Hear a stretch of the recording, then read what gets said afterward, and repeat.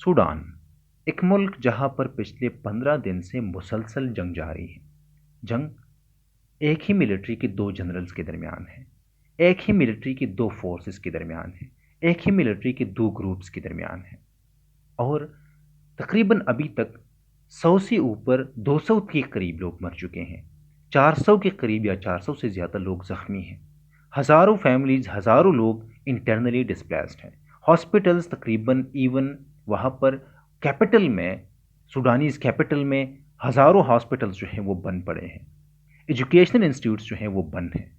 और इस जंग इस तरह कि मिलिट्री के लोग एक दूसरे के खिलाफ, मिलिट्री की रेगुलर आर्मी की वेपन्स एक दूसरे के खिलाफ इस्तेमाल करते हैं, प्लान्स एक दूसरे के खिलाफ इस्तेमाल करते हैं, मिलिट्री टेक्नोलॉजी एक दूसरे के खिलाफ इस्तेमाल करते हैं।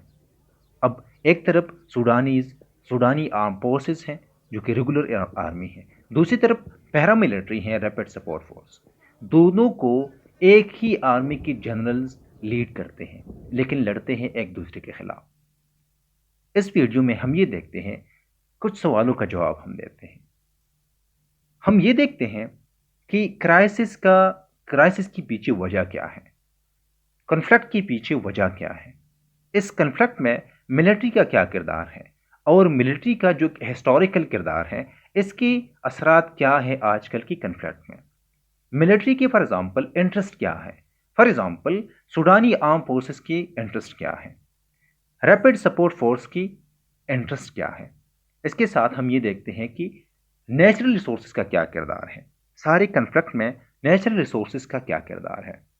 और लास्ट में हम ये देखते हैं कि इंटरनेशनल प्लेयर में सारी हालात में, सिनारियों में इंटरनेशनल प्लेयर्स कहाँ खड़े हैं। फॉर एग्जांपल रशिया का क्या किरदार है, रशिया दोनों फोर्सेस में कौन होते हैं, किस किस फोर्स को सपोर्ट देते हैं। और दूसरी तरफ यूनाइटेड नेशन और यूनाइटेड स्टेट, वो किस ग्रुप को, किस गवर्नमेंट को, किस फोर्स को, किस एंटिटी को सपोर्ट देते हैं। लेकिन सारी चीज़ों के लिए हमारा पहला जो क्वेश्चन है वो ये है कि हिस्टोरिकल किरदार मिलिट्री का क्या है। सूडान जो है वो 1956 में एंग्लो इजिप्शियन कंट्रोल से आज़ाद होता है, लेकिन आज तक सूडान में तकरीबन 35 कूज जो है या मिलिट्री कूज जो है वो लगते हैं, लेकिन तक इसमें सिर्फ सेक्स इस तरह कूज हैं जो कि कामयाब होते हैं। जिस तरह हम कह सकते हैं कि 35 मार्शल लॉज की अटेम्प्ट्स में तकरीबन सेक्स इस तरह लोग हैं जो कि कामयाब होते हैं और मार्शल लॉ लगाते हैं, इमरजेंसी इम्पोज करते हैं और आगे चलते हैं। सबसे पहली को 1958 में लगता है, जो कि अब्दुल्ला खलील लगाते हैं अक्टूबर 1958 में। और दूसरी को जो बेसिकली ये गवर्नमेंट चलती है तकरीबन 11 ईयर्स। दूसरी को जो है वो 1969 में लगाते हैं गापर नमेरी, और वो अगेंस्ट लगाते हैं इस्माइल अल अजहरी जो कि प्राइम मिनिस्टर थे। और वो ये गवर्नमेंट चलती है तकरीबन 15 साल, 1985 तक। 1985 में अब्दुर्रहमान सवार अल दहाब जो हैं वो गफ़ार के ख़िलाफ़, जो कि अभी प्रेसिडेंट थे, गफ़ार के ख़िलाफ़ कू लगाते हैं और आते हैं हुकूमत में। और ये हुकूमत चलती है तकरीबन 4 साल।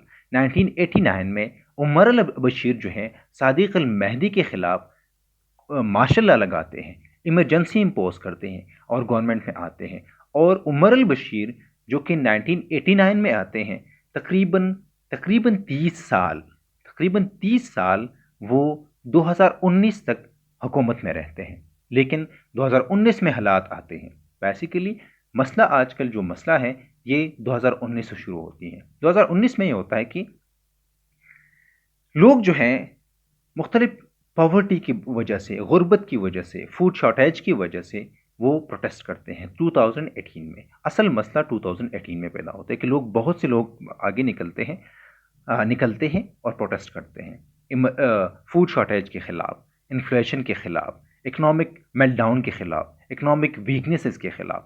और इसको सप्रेस करने के लिए उमर अल बशीर ये करते हैं कि वो इमरजेंसी लगाते हैं। प्रोविंशियल और नेशनल गवर्नमेंट जो है, जो कि इलेक्टेड गवर्नमेंट है, वो डिसॉल्व करते हैं।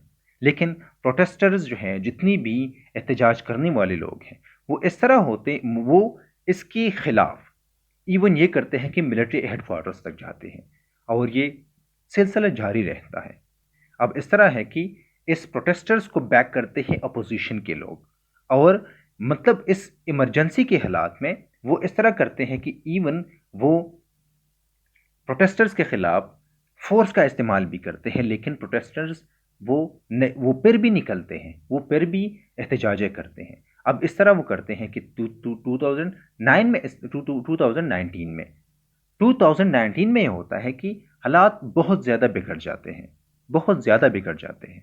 और 2019 में एक जनरल है अहमद इवाद इब्न औफ, वो इस तरह करते हैं कि वो एक मिलिट्री को स्टैच करते हैं, वो मार्शल लॉ लगाते हैं। जब मार्शल लॉ लगाते हैं तो उमर अल बशीर को वो गिरफ्तार करते हैं, उमर अल बशीर की, और वहाँ से उन पर ट्रायल शुरू की जाती है कि क्योंकि वहाँ पर वो इन्वॉल्व होते हैं, उनको उनको वार क्राइम्स में उनकी ट्रायल शुरू की जाती है, लेकिन उनको साइड लाइन किया जाता है। अब इस तरह है कि एक तरफ अपोजिशन के लोग निकलते हैं, दूसरी तरफ वो लोग निकलते हैं अब जो कि उमर अल बशीर के लोग थे, वो चाहते थे कि उमर अल बशीर को दोबारा हुकूमत में लाया जाए। इस चीज़ को ख़त्म करने के लिए वो ये करते हैं कि अब एक तरफ अपोजिशन के लोग, दूसरी तरफ जनरल प्रोटेस्टर्स, और तीसरी तरफ वो लोग जो कि उमर अल बशीर के लोग होते हैं, वो क्या करते हैं, मिलिट्री को में अहमद इवाद इब्न औफ जो है वो ये करते हैं कि वो लेजिस्लेचर को डिसॉल्व करते हैं, कंप्लीटली वो डिसॉल्व करते हैं, इमरजेंसी इम्पोज करते हैं, कॉन्स्टिट्यूशन को सस्पेंड करते हैं। और इसके बाद वो ये करते हैं कि सारी चीज़ों को ख़त्म करने के बाद वो इस तरह करते हैं कि यूनाइटेड स्टेट्स की यूनाइटेड नेशन, यूनाइटेड स्टेट्स और अफ्रीकन यूनियन जो है, इसकी निगोसिएशन मीडिएशन की बुनियाद पर ये अपोजिशन की और मिलिट्री के लोगों को दोनों को एक टेबल पर बिठाते हैं, और लेकिन यहाँ पर ये निगोसिएशन करते हैं और प्रोटेस्ट जो है ये जारी रहता है। लेकिन ये दोनों किस्म के लोग, मिलिट्री के लोग और सिविलियंस और पॉलिटिशियंस और मिलिट्री के लोग, दोनों किस्म के लोग जो है टेबल पर बैठते हैं और वो निगोसिएशन करते हैं। लेकिन इसके निगोसिएशन की को जब ये निगोसिएशंस कामयाब होते हैं, इसके बावजूद जो है प्रोटेस्ट और प्रोटेस्टर्स जो है वो एहतजाजें करते हैं। लेकिन जो कि एक अलायंस बनती है पॉलिटिशियंस की, अपोजिशन पॉलिटिशियंस की, और इस अलायंस का नाम है forces for freedom and change, और ये यूनाइटेड नेशन, अफ्रीकन यूनियन और यूनाइटेड स्टेट की मदद से एक कौंसल बनाते हैं, इसको कहते हैं ट्रांजिशनल सॉवरेनिटी कौंसल। और इस कौंसल की बुनियाद पर जनरल अब्दुल फताह अल बुरहान जो है, अल बुरहान बेसिकली उनको बनाया जाता है प्रेसिडेंट। अब इस तरह है कि हालात इस तरह बनते हैं।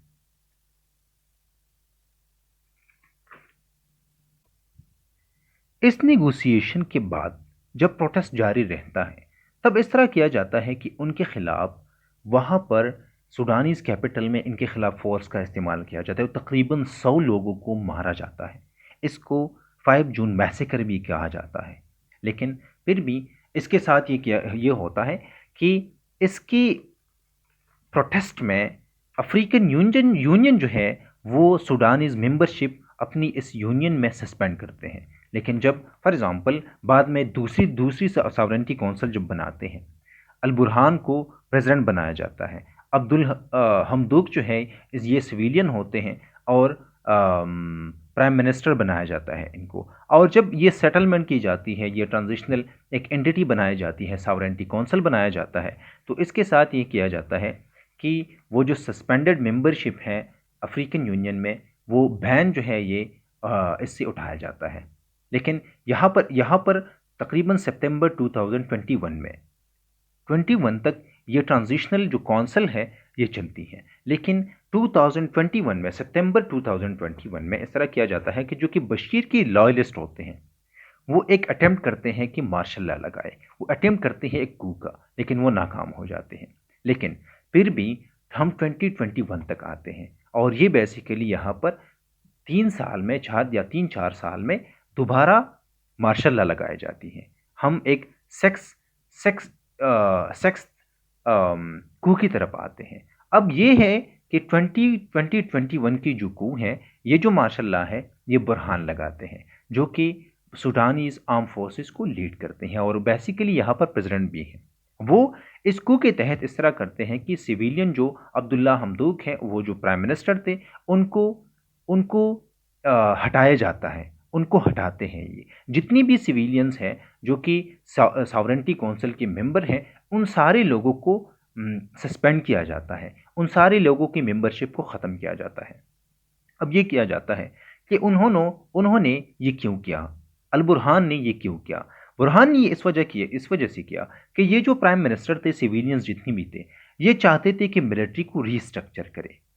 दूसरी बात यह है कि ये चाहते थे कि मिलिट्री को सिविलियन कंट्रोल के अंडर लाए। और तीसरी बात ये करते थे कि जो मिलिट्री है, इसकी जितनी भी बिजनेस इंटरेस्ट है, इस पर इस जितनी भी बिजनेस इंटरेस्ट है वो रिव्यू करें।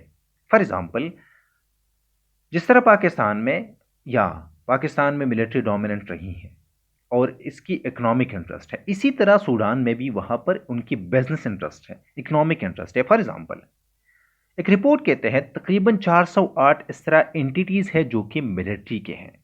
सूडान में इकोनॉमी को कंट्रोल करते हैं मिलिट्री के लोग, और तकरीबन 408 इस तरह एंटिटीज है। फॉर एग्जांपल, जिसमें बैंक्स भी हैं, बैंक्स इसमें शामिल है, एग्रीकल्चरल चीज़ें शामिल है, बहुत सी मेडिसिन की कंपनीज शामिल है जो कि मिलिट्री के लोग चलाते हैं। फॉर एग्जांपल, बैंक्स में खलीज बैंक जो है, ये यूएई और रैपिड सपोर्ट फोर्स जो है, इसकी इसकी रैपिड सपोर्ट फोर्स जो है, आरएसएफ जो है, इसके शेयर्स है खलीज बैंक में, इसके और यूएई के शेयर्स हैं। फॉर एग्जांपल, डगालो जो है, इस ये कहा जाता है कि तकरीबन 28.35% इसके शेयर्स है खलीज बैंक में। और इसके साथ ये है कि मतलब ये है कि ये मिलिट्री की बिजनेस इंटरेस्ट है। और अक्टूबर में बुरहान जो है, अक्टूबर एक महीने बाद, बशीर की लॉयलिस्ट की कू के बाद एक महीने बाद वो खुद मिलिट्री कू लगाते हैं। लेकिन इसके साथ वो क्या करते हैं, वो जो ट्रांजिशनल सॉवरेंटी काउंसिल है वो डिसॉल्व करते हैं और ये वादा करते हैं कि वो 2023 में इलेक्शंस की तरफ जाएंगे। और इस डिसोल्यूशन के बाद अफ्रीकन यूनियन जो है दोबारा सूडान की मेंबरशिप जो है वो सस्पेंड करते हैं। और इस चीज़ को ख़त्म करने के लिए बुरहान ये करते हैं कि वो एक नई सॉवरेंटी काउंसिल बनाते हैं और हमदूक को दोबारा प्राइम मिनिस्टर बनाते हैं। लेकिन हमदूक जो है वो रिज़ाइन करते हैं। लेकिन यहाँ पर असल मसला यहाँ पर शुरू हो जाता है, असल प्रॉब्लम जो है वो यहाँ पर शुरू हो जाती है। वो बशीर इस तरह करते हैं, बुरहान इस तरह करते हैं कि वो उमर अल बशीर की जितनी भी सपोर्टर्स थे या उनके जितने भी लॉयलिस्ट थे, वो दोबारा ऑफिसेज में लाते हैं, उनको अहम ऑफिसेज देते हैं, उनको अहम अहम चीज़ों पर मामूर करते हैं। तो इस वजह से वो क्या करते हैं, वो उनके दरमियान और जो कि आरएसएफ को लीड करते हैं, डगालो जो हैं, वो उनके दरमियान और बुरहान के दरमियान मसला जो है यहाँ से शुरू हो जाता है। एक तरफ ये कि इस बीच में बुरहान इस तरह करते हैं कि वो फॉर एग्जांपल यूएस की विज़िट करते हैं, यूएस का विज़िट करते हैं, सऊदी का विज़िट करते हैं, यूएई का विज़िट करते हैं और मुख्तलिफ ममालिक का विज़िट करते हैं। अब यहाँ पर यह है कि दोनों फोर्सेस के दरमियान यहाँ पर दूरी जो है, हम कह सकते हैं कि कन्फ्लिक्ट यहाँ से शुरू हो जाता है कि डगालो जो है, एक तरफ ये कि वो हिस्टोरिकली एक एथनिक ग्रुप से ताल्लुक़ रखते हैं, वो एक इस तरह एथनिक ग्रुप से ताल्लुक़ रखते हैं जो कि ये समझते हैं कि हम सूडान में मार्जिनलाइज्ड है, हमें सप्रेस रखा जाता है। दूसरी तरफ ये है कि वो एक आरएसएफ जो है, आरएसएफ को लीड करते हैं और दारफुर में फॉर एग्जांपल वहाँ पर ये एथनिक ग्रुप रहती हैं और वहाँ पर नेचुरल रिसोर्सेज ये हैं कि वहाँ पर सबसे ज़्यादा गोल्ड है और गोल्ड को कंट्रोल में रखती है आरएसएफ। एक तरफ ये है कि इसके बिजनेस इंटरेस्ट है, दूसरी तरफ ये है कि ये रिसोर्सेज को कंट्रोल में रखते हैं, ये गोल्ड रिसोर्सेज को अपनी कंट्रोल में रखते हैं। अब इस चीज़ के बावजूद कि बुरहान और डगालो जो हैं, दोनों यमन में एक साथ लड़ते हैं, सऊदी लेड कोalition की तरफ से ये यमन में एक साथ लड़ते हैं, एक ही मिलिट्री के लोग हैं, एक ही मुल्क के लोग हैं, लेकिन वो आजकल एक दूसरे के खिलाफ लड़ते हैं। एक तो ये है कि ये एक वो एलीट क्लास के लोग एक दूसरे के खिलाफ लड़ते हैं। दूसरी बात ये है कि पर्टिकुलरली डगालो जो हैं वो एक इस तरह फोर्स को लीड करते हैं जो कि अभी तक इन्वॉल्व थी डार्फुर में अगेंस्ट द रेबल्स, कि जो जो जो वहाँ पर लोग, वो जितनी भी लोगों ने बगावत की थी, उन लोगों के खिलाफ डगालो जो है वो एक फ़ोर्स को लीड करते थे। और वो फोर्स जो हैं वो आरएसएफ है। लेकिन और दूसरी तरफ जो कि रेगुलर आर्मी है, बुरहान उसको लीड करते हैं। अब इस तरह है कि जब बुरहान ने इस तरह किया कि उन्होंने उमर अल बशीर के लोगों को रीइंस्टेट किया, उनको दोबारा बहाल किया, तो उनको उनकी शक की वजह से इनके दरमियान दूरियां बढ़ गई। एक बात, पहली बात। दूसरी बात यह है कि मिलिट्री इनकी इंटरनल और फॉरेन पॉलिसीज में फ़र्क है। डगालो चाहते हैं कि प्रो रशिया चीज़ें हों, प्रो रशिया पॉलिसीज हो, और बुरहान ये चाहते हैं कि pro Saudi Arabia, pro America America policies हो। और वो इस बीच बहुत कम वक्त में वो अमेरिका भी चले जाते हैं, सऊदी भी चले जाते हैं, यूएई भी चले जाते हैं, और बहुत से ममालिक की जो कि इस ब्लॉक का हिस्सा है इसका विजिट करते हैं। इन दोनों के दरमियान ये गैप जो है ये बढ़ता चला जाता है। एक तो ये है कि ये डिफरेंट पार्ट्स को कंट्रोल में रखते हैं, डिफरेंट पार्ट्स को डिफरेंट फोर्सेस को कंट्रोल में रखते हैं। फॉर एग्जांपल, जिस तरह कहा गया कि बुरहान जो है वो उनकी फॉरेन पॉलिसी डिफरेंट है, डिफरेंट इकोनॉमिक स्ट्रीम्स रखते हैं, और दूसरी तरफ ये है कि फॉरेन विजिट्स और फॉरेन और इंटरनल पॉलिसीज डिफरेंट बनाते हैं। डगालो फॉर एग्जांपल ये है कि वो पर्टिकुलरली गोल्ड ट्रेड में इन्वॉल्व है, वो ईस्टर्न पार्ट को कंट्रोल में रखते हैं। दारफुर रीजन जो है इसको ये अपनी कंट्रोल में रखते हैं। इसकी एक तो ये है कि इकोनॉमिक इंटरेस्ट के दोनों के डिफरेंट इकोनॉमिक इंटरेस्ट हैं। डगालो नहीं चाहता कि वो अपनी इकोनॉमिक इंटरेस्ट को छोड़ दें। अब इसकी सारे हालात में नेचुरल रिसोर्सेज का एक अहम किरदार है। एक तरफ ये कि रशिया चाहता है, इसके साथ इंटरनेशनल प्लेयर्स का भी किरदार है। रशिया चाहता है कि दारपुर रीजन को, जो कि अभी तक वहाँ पर मौजूद है, इसकी फोर्सेस, रशिया के फोर्सेस वहाँ पर मौजूद हैं, दारफुर रीजन में आजकल भी मौजूद हैं। और इसके साथ ये है कि वो ये चाहते हैं कि गोल्ड को उनका एक्सेस हो। वो अभी तक एक एग्रीमेंट की, सूडानीज गवर्नमेंट के साथ इनके एग्रीमेंट हुआ है, और इस एग्रीमेंट की बुनियाद पर ये इसकी रशियन फोर्सेस जो हैं वो वहाँ पर गोल्ड पर काबिज हैं, और इस गोल्ड पर डगालो का जो है वो उनका भी कंट्रोल है, इनकी भी इंटरेस्ट है। दूसरी तरफ ये है कि इस गोल्ड की बुनियाद पर रशिया चाहता है कि यूक्रेन में अपनी वार को फाइनेंस करे। वैगनर ग्रुप जो है, वैगनर ग्रुप बेसिकली डगालो को सपोर्ट करते हैं। एक तरफ दोनों फोर्सेस में वैगनर ग्रुप जो कि रशियन फोर्सेस हैं वो गोल्ड को कंट्रोल में रखती हैं और डगालो को सपोर्ट देते हैं, और दूसरी तरफ यूएसए जो है वो बुरहान को सपोर्ट करते हैं, क्योंकि बुरहान ने वहाँ पर विजिट्स भी की और सारी चीज़ों को वहाँ पर इन्होंने डिस्कस किया। अब इसके साथ ये है कि रशिया जो है ना सिर्फ ये कि ये गोल्ड तक एक्सेस बरकरार रखना चाहती है, बल्कि दूसरी तरफ ये है कि ये रेड सी में एक नेवल बेस का इनका एग्रीमेंट हो चुका है सूडानीज गवर्नमेंट के साथ, और रशिया चाहता है कि वहाँ पर ये बेस जो है ये बेस जो है ये बनाए। और अगर ये बनता है तो रशिया का एक्सेस जो है बहुत आसानी से, ना सिर्फ ये कि अरबियन सी तक हो सकता है, बल्कि इंडियन सी तक भी इसका एक्सेस बहुत आसान हो सकता है। तो बेसिक फैक्टर ये है कि मिलिट्री की इकोनॉमिक इंटरेस्ट है। इसके साथ ये है कि दोनों मिलिट्री के लोग, दोनों फोर्सेस के लोग इकोनॉमिक इंटरेस्ट को, नेचुरल रिसोर्सेज को कंट्रोल करने के लिए एक दूसरे के साथ लड़ते हैं। इकोनॉमिक बिजनेस इंटरेस्ट को बचाने के लिए एक दूसरे के खिलाफ लड़ते हैं।